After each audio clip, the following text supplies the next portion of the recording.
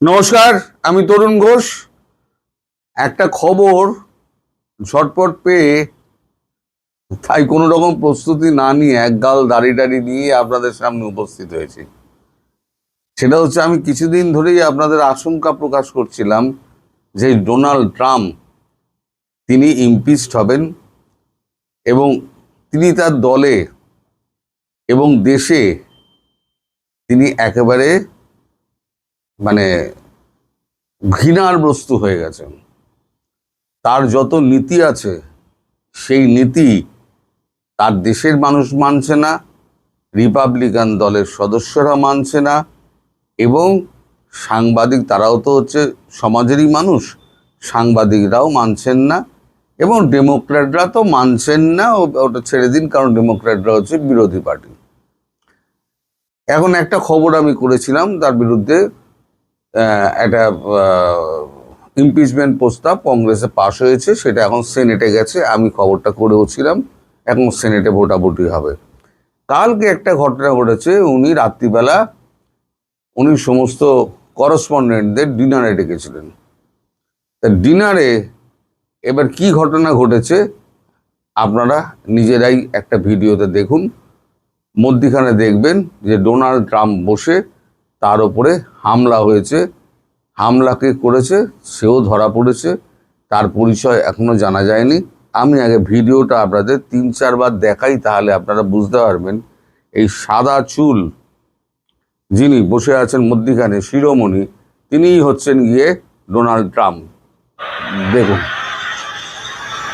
মধ্যিখানে সাদা চুল যিনি আছেন বসে, তিনি ডোনাল্ড ট্রাম্প। এবার হামলাটা হবে দেখুন।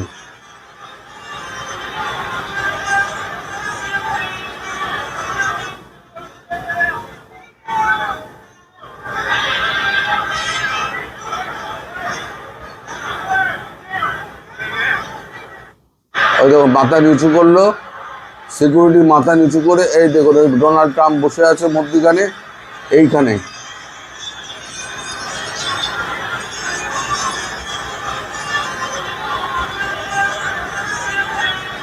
এবার সিকিউরিটি মাথা নিচু করে দেবে, তারপর তাকে সরিয়ে নিয়ে যাওয়া হবে।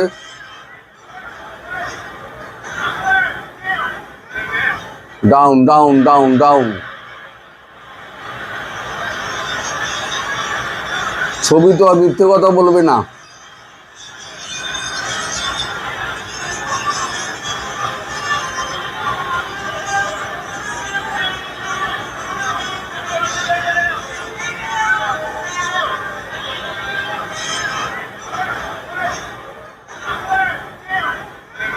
Down down down down. আবার শুরু হচ্ছে, আবার বারবার দেখাচ্ছি দেখুন।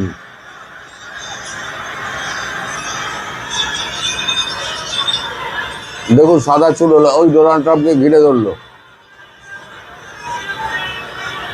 সিকিউরিটি ঘিরে ধরলো। এবার তিনি তাকে নিয়ে চলে যাবে।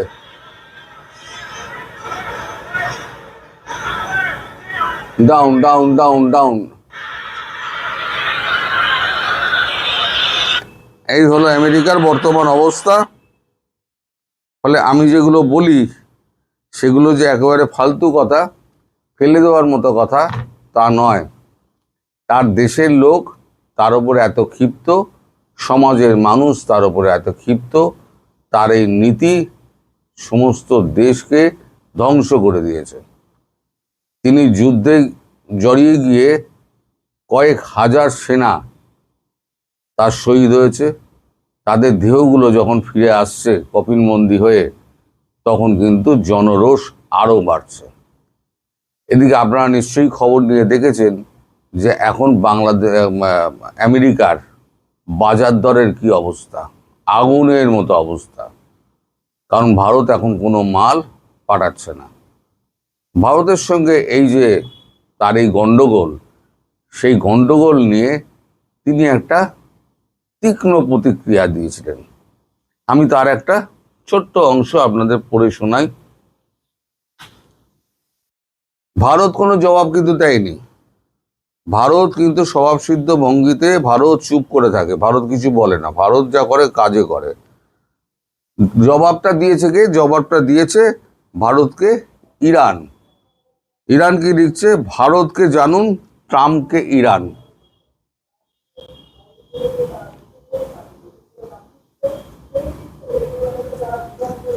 কি লিখছে দেখুন, প্রথমটা আমি একটু পড়ছি। রেডিও সাক্ষাৎকারে ভারত এবং চীনকে নরককুণ্ড এবং ভারতীয়দের ল্যাপটপধারী গুন্ডা বলায় আমেরিকার প্রেসিডেন্ট ডোনাল্ড ট্রাম্পকে তীব্র আক্রমণ শানালো ইরানের উপদূতাবাস। আমেরিকার প্রেসিডেন্টের মন্তব্য নিয়ে বিরোধীদের, বিশেষত কংগ্রেসের প্রবল আক্রমণের মুখে গতকাল ট্রাম্পের নামোল্লেখ না করে বিদেশ মন্ত্রকের এগুলি কুরুচিপূর্ণ এবং এমন মন্তব্য করা উচিত নয় বলে বিরতি দিয়েছিল।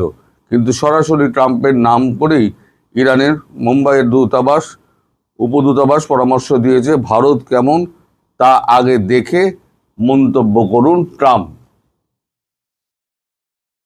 এই হচ্ছে আপাতত অবস্থা।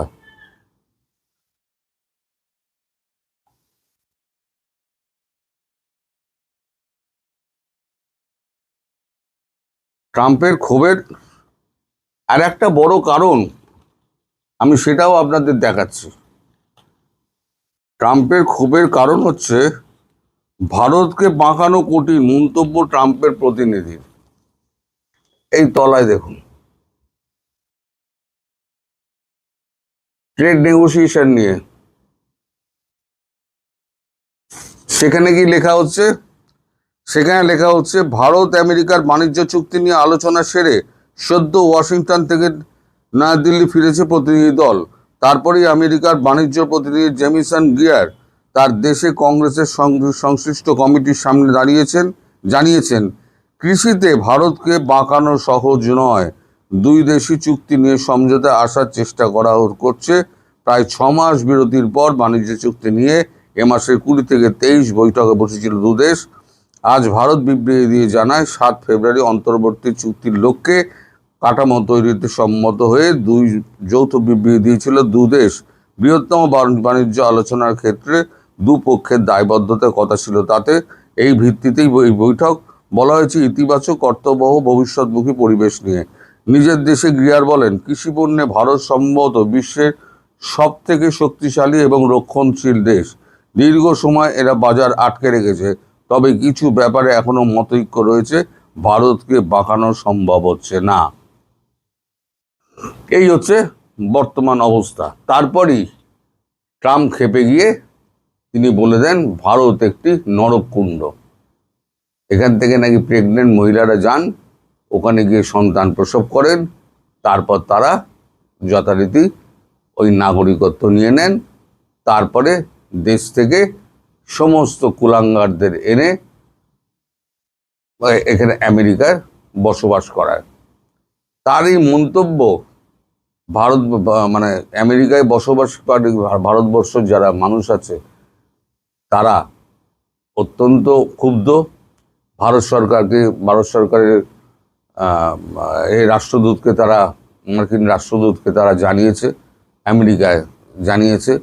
রাষ্ট্রদূত ব্যাপারটি আমাদের দেশকে জানিয়েছেন। এই হচ্ছে ট্রাম্পের বর্তমান অবস্থা।